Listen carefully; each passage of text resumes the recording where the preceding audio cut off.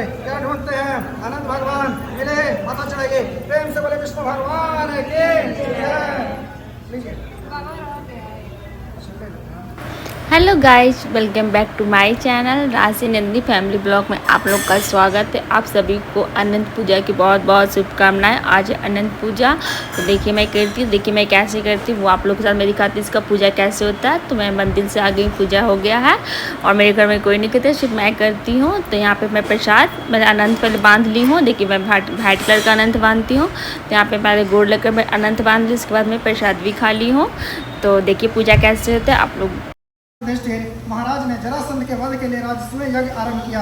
युधिष्ठिर ने भगवान श्री कृष्ण चंद्र के सहित भीमसेन अर्जुन आदि भाइयों के साथ अनेक रत्नों से शोभित मोती जड़े हुए स्वर्ग के तुल्य बड़ी विशाल यज्ञशाला बनवाई और उसके लिए सब राजाओं को अनेक प्रकार से जीत कर ले आए। एक समय गांधारी तथा राजा धृतराष्ट्र का पुत्र जो दुर्योधन नाम से विख्यात था, वह उस यज्ञशाला में आकर प्रांगण में जल के प्रतिमा देकर वस्त्र को ऊंचा कर उस जगह धीरे धीरे चलने लगा।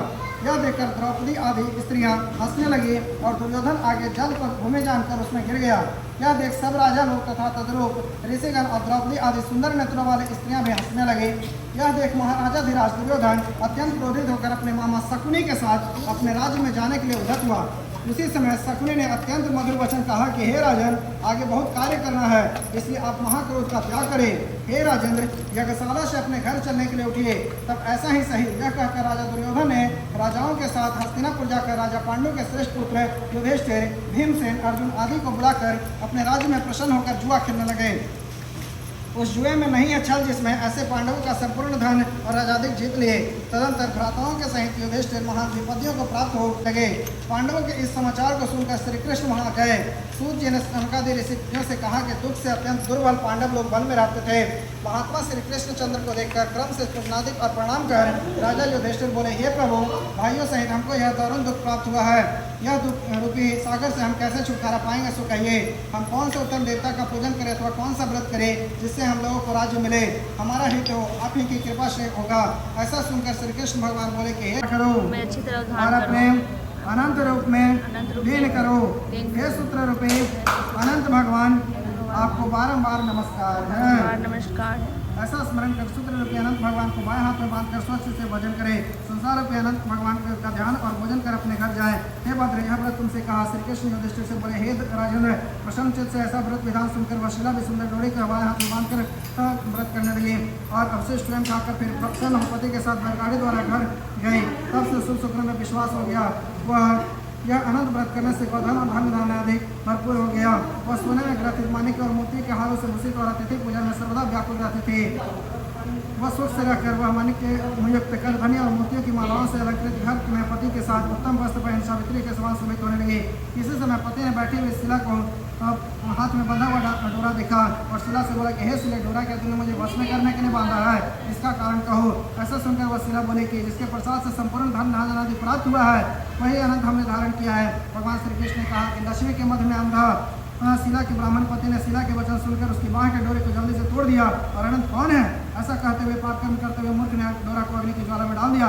उधर शिला व्याकुल होकर हाहाकार कर दौड़ी, उसने डोरे को लेकर दूध में डाल दिया। उस पाप कर्म से वह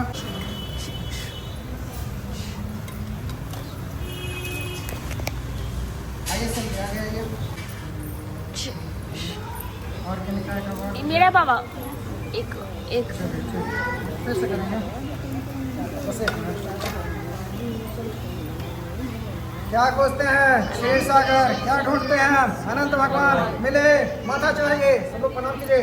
क्या खोजते हैं क्षीर सागर, क्या ढूंढते हैं अनंत भगवान मिले मिले माथा चढ़ाइए। प्रेम से बोले विष्णु भगवान की जय। चलिए लीजिए, किनका एक वाला मेरा है। ये लीजिए आप, ये आप लीजिए, तीसरा आपका है, ये आप ले लीजिए और ये आपका है। चलिए, जिनका हो गया हाँ, भगवान पे देखा वो चढ़ा रखे और भी दक्षिणा सब लोग दे दीजिए हाथ में। भगवान मंगल में रखे सबको।